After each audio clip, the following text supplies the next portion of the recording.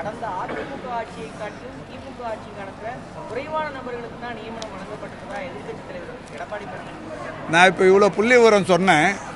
அவரை இதே மாதிரி புள்ளி விவரத்தை சொல்லி கடந்த 10 ஆண்டுகளில் அவர்கள் ஆட்சியில் இருந்த 10 ஆண்டுகளில் எம்ஆர்பியின் சார்பில், டிஎன்பிஎஸ்சியின் சார்பில், நான் சொல்கிற ஹெல்த் மிஷன் சார்பில் எவ்வளவு பணியிடங்களை நிரப்பினேன் என்கின்ற அந்த விவரங்களை அவர் முதலமைச்சராக இருந்தவர் எடுத்து காட்டி இந்த 4 ஆண்டுகளில் அரசு பணியிடங்கள் நிரப்பப்பட்ட விவரத்தை துறையின் சார்பில் மட்டுமல்ல ஒட்டுமொத்தமாகவே தமிழ்நாட்டில் டிஎன்பிஎஸ்சி போன்ற பல்வேறு டிஆர்பி, எம்ஆர்பி, என்ஹெச்எம், அதாவது டிஸ்ட்ரிக்ட் ஹெல்த் சொசைட்டி போன்ற பல்வேறு அமைப்புகள் மூலம் நிரப்பப்பட்ட பணியிடங்களின் தகவலை நான் கொண்டு வருகிறேன். அவரை 10 ஆண்டுகளில் நிரப்பப்பட்ட பணியிடங்களை கொண்டு வர செய்து இரண்டு பட்டியலும் பத்திரிகையாளரிடத்தில் தந்து விடுகிறோம். எது கூடுதல் குறைவு என்று நீங்களே முடிவெடுத்துக் கொள்ளுங்கள். என்னங்க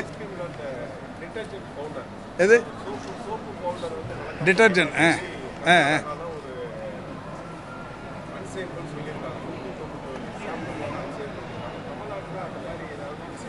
சாம்பிள் எடுக்க சொல்லியிருக்கோம் சார். அந்த மாதிரி எதுவும் புகார் பெறப்படவில்லை.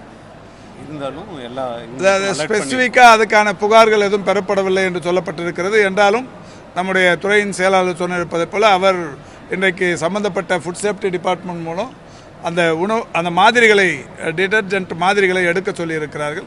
எடுத்து ஆய்வு செய்ததற்கு பிறகு ஐஸ்கிரீம் அந்த ஆய்வுகளுக்கு பிறகு அதை எடுத்து அதில் இருப்பது ஐஸ்கிரீமில் வந்து இந்த டிட்டர்ஜென்ட் கலந்திருப்பது கண்டுபிடிக்கப்பட்டால் நிச்சயம் நடவடிக்கைகள் எடுக்கப்படும். ஏற்கனவே கோயம்புத்தூரில் உங்களுக்கு தெரியும், ஒரு தகவல் தெரிஞ்ச உடனே அதை மூடி இன்னைக்கு வரைக்கும் அவங்களால திறக்க முடியாமல் இருக்குது. அந்த ஒரு ஐஸ்கிரீம் கடை, ஐஸ்கிரீமில் வந்து ஒயின் கலந்து கொடுத்தது. அது இன்றைக்கி ஒரு 4 வருஷமாகவே போராடின்னு இருக்கிறாங்க அதை திறக்கிறதுக்கு.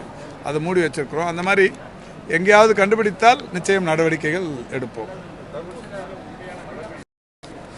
தர்பூசணி மாதிரியான ஒரு நல்ல நீர் சத்து உள்ள உணவுப் பொருள் எதுவும் இல்லைங்க. அற்புதமான உணவுப் பொருள்.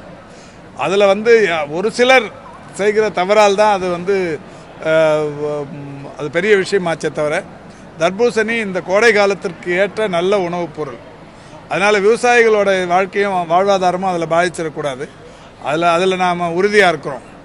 வெளியில் 1-2 பேர் அதை சிவப்பாக்கி ஸ்வீட்டை கூடுதலாக்கி அதில் ஒரு குளிர்காணின்னு நினைக்கிறாங்கல்ல, அது மாதிரி பண்ண விஷயம் தானே தவிர்த்து அது இப்போ ஸ்ட்ரிக்டாக நடவடிக்கை எடுக்கிறதால எல்லா இடத்துலையும் ஃபுட் சேஃப்டி டிபார்ட்மெண்ட் ஆளுங்க பரிசோதனைகள் பண்ணுறதால மிகப்பெரிய அளவில் வெகுவாக குறைந்திருக்கிறது.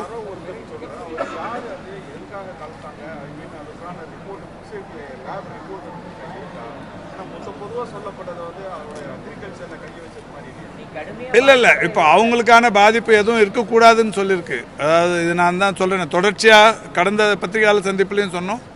தர்பூசணியான ஒரு நீர் சத்துள்ள கோடை காலத்திற்கு ஏற்ற ஒரு பழ வகை வேறு எதுவும் இருக்க முடியாது. அற்புதமான இது, அதில் எந்தவித மாற்று கருத்து இல்லை. அதில் 1-2 விஷக்கிருமிகள் செய்கிற இந்த வேலை தான்.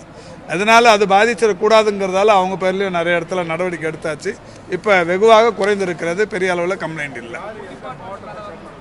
இந்த கிருஷ்ணகிரியில் எடுத்து நடவடிக்கை எடுத்து கடையை மூடினாங்களே, இப்போ சமீபத்தில் ஒரு கடையை மூடினாங்க. என்னங்க